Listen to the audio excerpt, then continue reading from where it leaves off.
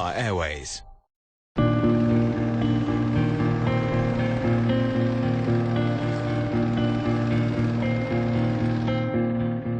As I make my way into the heart of Southeast Asia, the signs of a summer storm are on the horizon.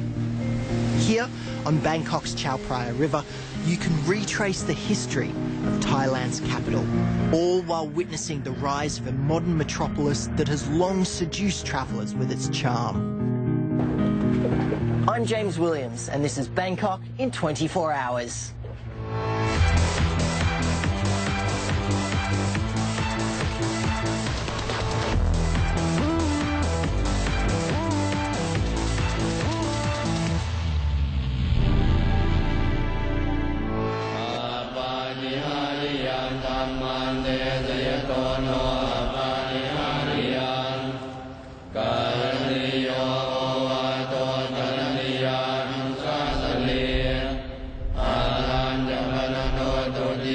Every morning, a steady rhythm of chanting fills the main hall of Bangkok's Wat Po Temple. You say that Lord Buddha in the posture of the concentration, practice meditation. And Chow Koon Tiap is going to be my spiritual guide, taking me through the history of this famed temple. You have to be kind, to show kindness to everyone. In fact, he's the same monk who gave former US President Barack Obama and then Secretary of State Hillary Clinton a tour in 2012. So you show all the dignitaries around when they come to see this place? Including the famous reporter James Williams, including you. The oldest temple in Bangkok, Wat Po has been here since the 1600s, but it's undergone several iterations, restorations and expansions. This is called the Thai mixed Chinese style. Many of the more than 100 Buddhas in the temple have been brought from the former capital. At the time, we don't have the camera. We don't know what about their face, so they have to imagine. Therefore, if you look at the Sukhothai period, you assume that this is the facet of the Sukhothai people. Therefore, we have different facets of the Buddhist statues. So each statue has a different face completely? You can tell the difference, can't you? Yeah, different style. But the one Buddha that really stands out here is the reclining Buddha. So you think this reclining Buddha is the most beautiful Buddha in Thailand? In the world, not only in Thailand. Really? Yeah, in the world. You look at it. From head to toe, it's 46 metres long and covered in gold lacquer. And I'm getting behind the barrier to get just a little bit closer. This reclining Buddha symbolizes the happiness and calmness. So if you come here and you pay respect, if you look at the reclining Buddha, you will be very happy. So your mind will be happy.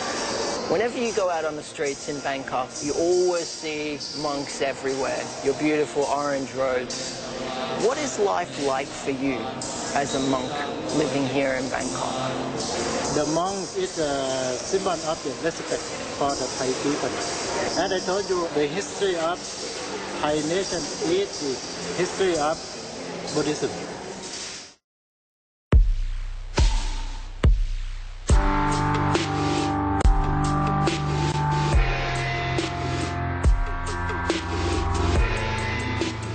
In Bangkok, some devotees practice another discipline that's gained followers around the world, Muay Thai. Known as the art of 8 limbs, this form of boxing has been around for hundreds of years.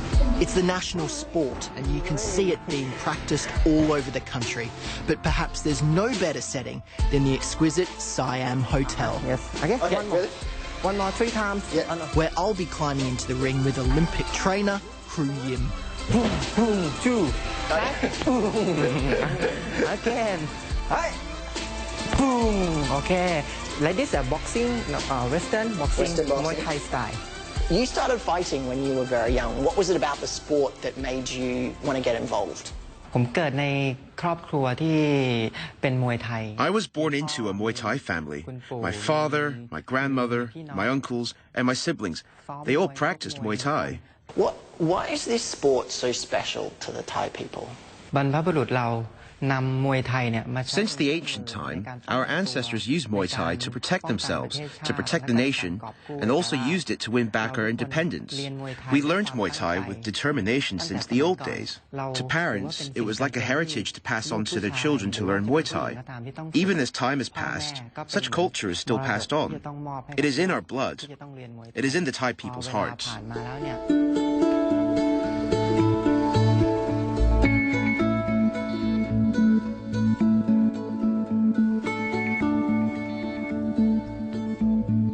After my workout, I'm finally getting a chance to explore the Siam. It's the passion project of Thai music legend and actor Krisada Sukusol Clap.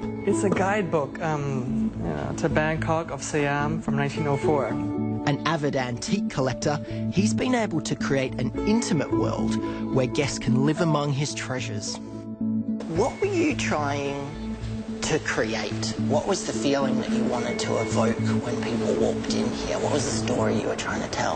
I don't want to say it was for selfish reasons, but in my heart, I feel like I was born at the wrong time. I wish I was born 80 years ago in 1910s, 1920s. I mean, it's a romanticized time, but there's also an incredible beauty to these objects. I mean, what is it that you love about the pieces that you collect? It's all about the soul, the meaning behind every object. I think it's no different from when you build a hotel, or you write a song, or you make a movie. How do you give it a soul, the intangible, that feeling, where you hear it, you just feel it, and you watch a movie, you feel it. When you walk into a cinema, when you come to a hotel, I just feel it. Something's different, and that's what I try to achieve with the work that I do. You grew up in Bangkok. You've spent most of your life here. How have you seen the city change? It's changed quite a bit. Bangkok's been through its ups and downs. But there must be something about the spirit of the city, something that people love. Right. Brings people coming back. It goes back to our easygoingness, when we're very part of our Buddhism culture, we're very easygoing. You kind of have everything here, where people coexist and they want to be happy. Yeah. No matter what coup can come and this stuff, but people want to be happy, rich or poor. Yeah.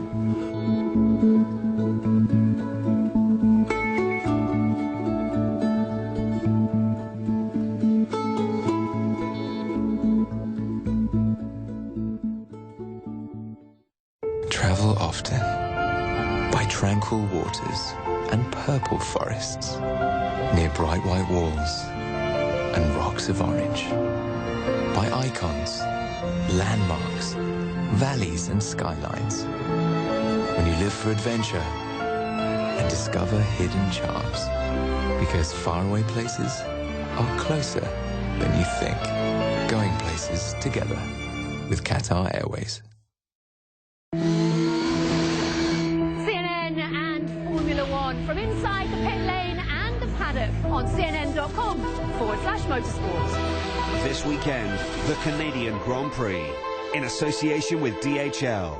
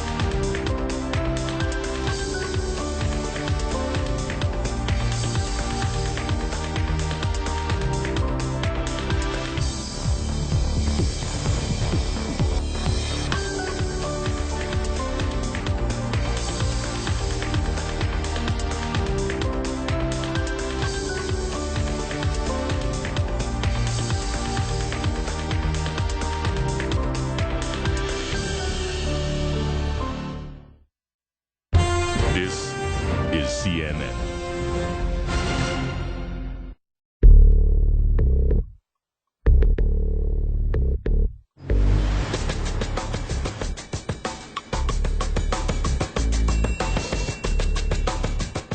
With its layered history and gritty surface, Bangkok is a city full of stories that's intrigued literary minds spanning from east to west.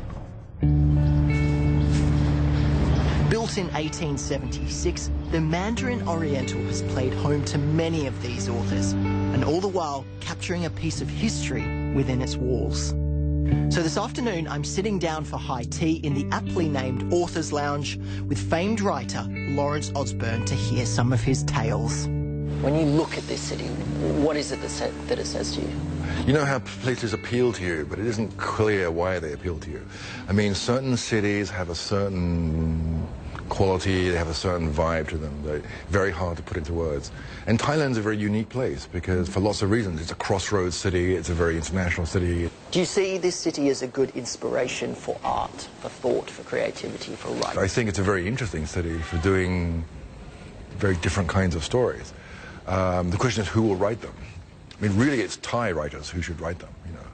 And it's yet, we have yet to see that happen, but I think that's what's coming next. It's interesting in the sense that it's mostly white guys who've been writing these stories about Bangkok, and the city has been represented to the rest of the world through foreign eyes, through white writers, yeah. Which is okay, which is all right because it's, after all, not entirely a Thai city. It's also an international city, and those people are living here, so there's nothing wrong with that. But I think that is going to shift now. Yeah. What difference have you seen between the first time you lived here and the current time? I'm beginning to get a sense of how, I mean, after all, Thailand was never colonized. It doesn't have a Western structure to it, deep down. It's, you know, it's quite a quirky place in that respect. Its monarchy, its social system has remained intact for hundreds of years, and so has its Theravada Buddhism. So it's not an easy place to understand. It's a very difficult place to understand below the surface. To gain a greater understanding, I'm now off to Anantara Riverside Bangkok Resort. And from here, I'm taking a journey back to Thailand's beginnings.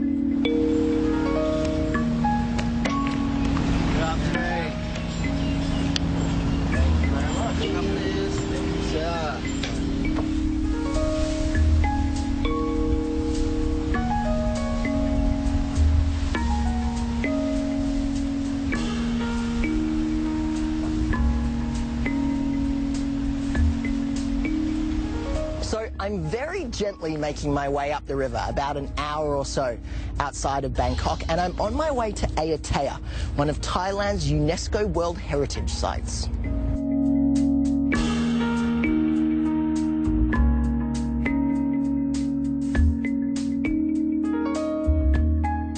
This 100-year-old rice barge is the perfect setting to head into history, all while travelling in complete comfort. And for those with a little more time on their hands, there's even a luxurious cabin below for multi-day trips. But there's only one stop on my list, and that's Thailand's former capital. Before there was Bangkok, there was Ayutthaya.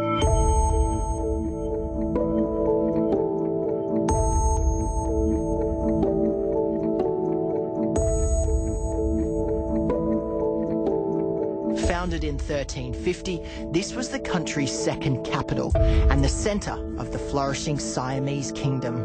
And I'm going to get an up-close look with my own private guide.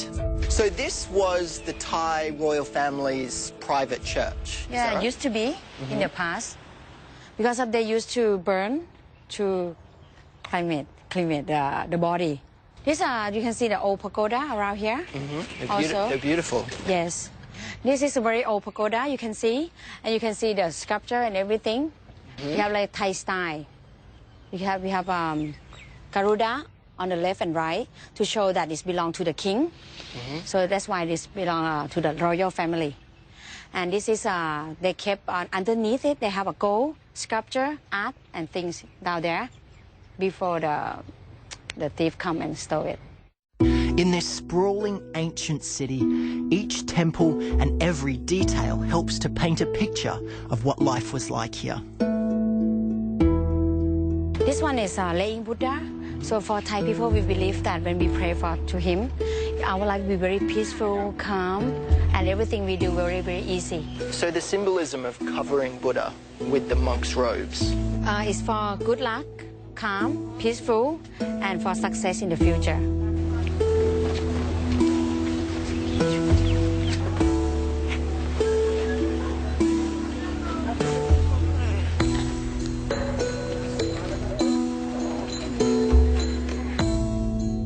Destroyed in the 18th century by the Burmese army, the capital was to Bangkok, a city that has continued to grow into a symbol of Thailand's future.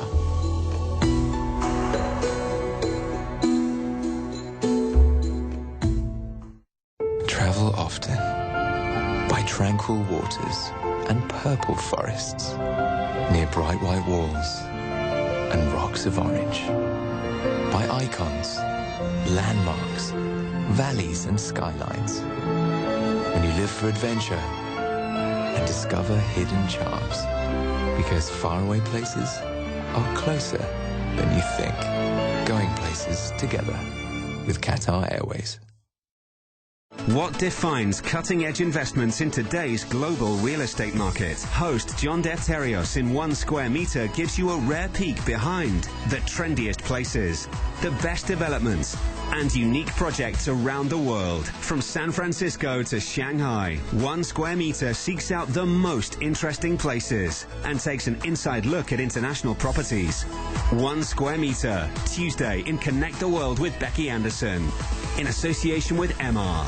Join me, Kate Baldwin, for the latest in U.S. politics. We have smart discussions and a whole lot of fun. State of America, Tuesday through Friday on CNN.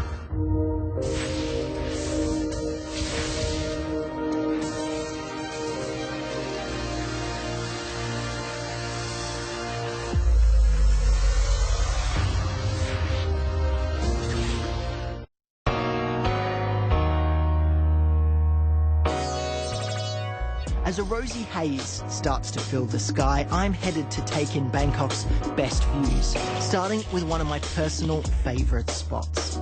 Since it opened in 2002, the Moon Bar at the Banyan Tree Bangkok has been just about the most visually impressive bar anywhere on Earth. Up here you get a 360-degree view of the Bangkok skyline, and that's a skyline that's undergoing its biggest change in decades. To see this up close, I'm going to Bangkok's newest and now Thailand's tallest skyscraper, the Mahanakhon. As a city that's ready to redefine itself, this is the building that has risen to the literal top. Its pixelated presence bringing bigger dreams to Bangkok. And the man behind that dream is Sarapot Deshakraisi, who's giving me exclusive access to the Mahanakhon ahead of its opening this year. It's obviously an incredible piece of art and architecture, but what was the thought process on creating this outside space here for the public? At that time when we conceptualized the development, we know already that we're going to build the tallest building in the country, and part of that is we would like to make this building as a gift to the city, to welcome public, to have an open space in the city. And our plan is to come up with creative ideas, try to activate the space along the line of cultural and more leisure events for the people who works in the city.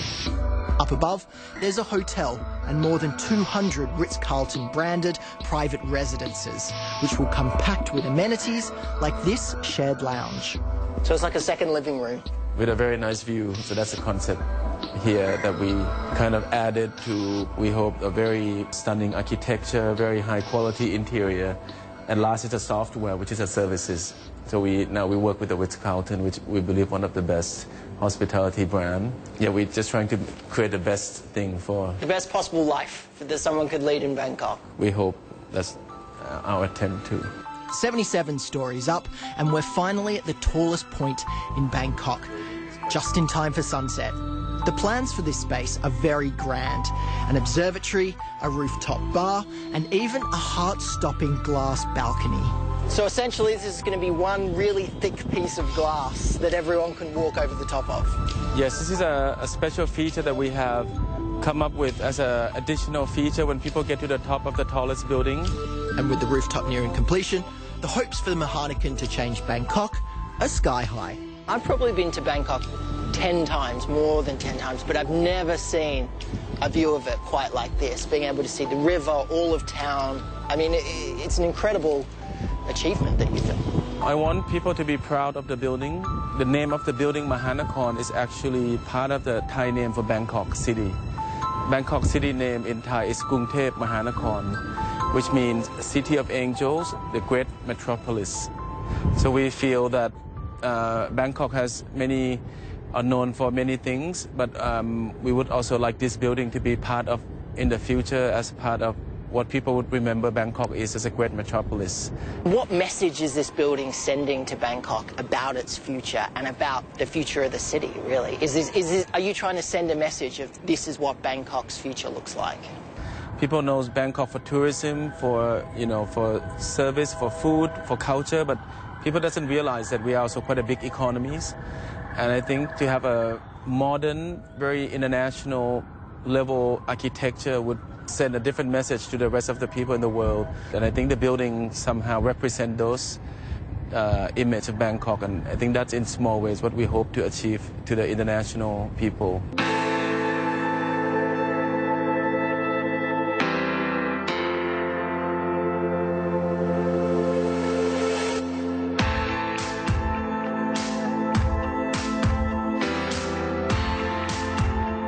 Pretty obvious that one thing that Bangkok has always been known for is its food. So I'm headed to one of the best restaurants in town, Nam.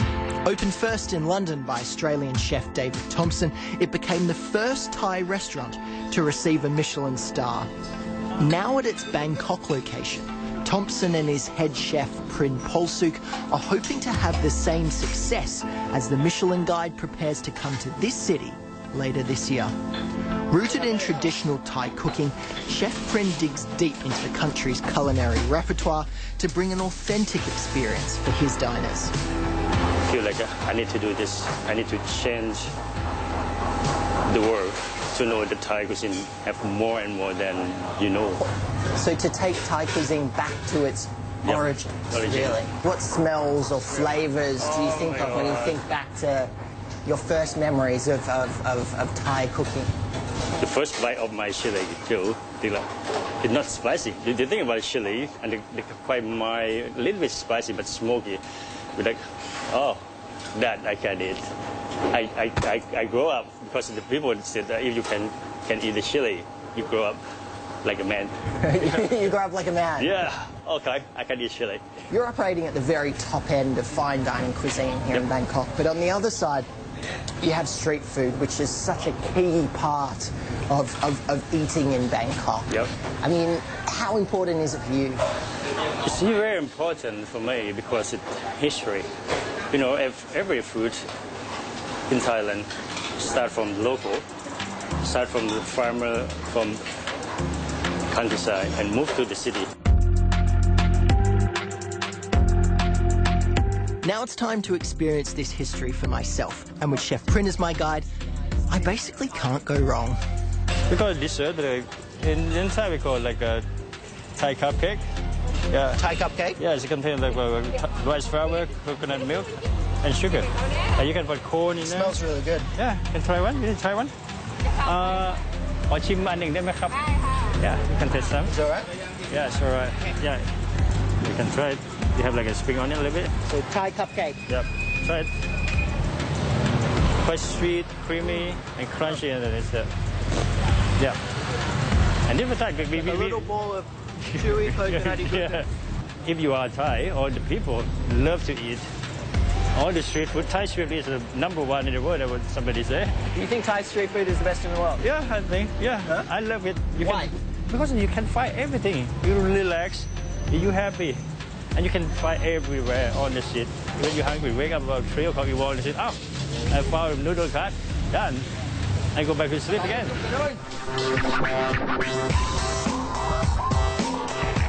Stir-fried clam. With a chili jams. And now deep fried chicken with salt. Yep. It's got a kick to it. Spicy, yeah. Yeah, it's got a real kick to it. I'm sweating even more than I was sweating before. There we go. Okay, you got it. Clam Try the clam. Try the clam. This is where my chopstick skills start to. That's why I said I love. Well, hang on, you're using a spoon. Hang on, this isn't fair. All right, fine. If you're using a spoon, I'm using a spoon. Yeah, that's it. There's a lot of chili in this. I'm just noticing that. Taste it. You like it? It's a flavor. It's not spicy. That's really good. I think I ordered everything spicy for you except the chicken. Well, thank you.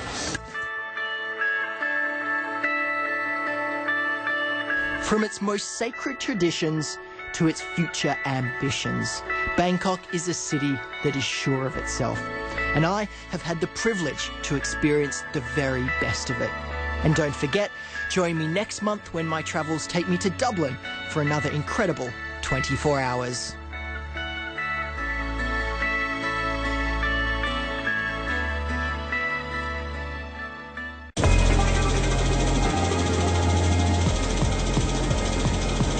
Bangkok in 24 hours, in association with Qatar Airways. Travel often, by tranquil waters and purple forests, near bright white walls and rocks of orange, by icons, landmarks, valleys and skylines. When you live for adventure and discover hidden charms, because faraway places are closer than you think. Going places together with Qatar Airways. She had a natural curiosity that motivated her move from the familiar and called her to see the world. Along the way, she began to tell stories, whether those stories were far from her roots or close at heart, whether they made her smile or tested her strength. Storytelling is what took her there and got her here. New Stream with Christy Lou Stout, weeknights on CNN.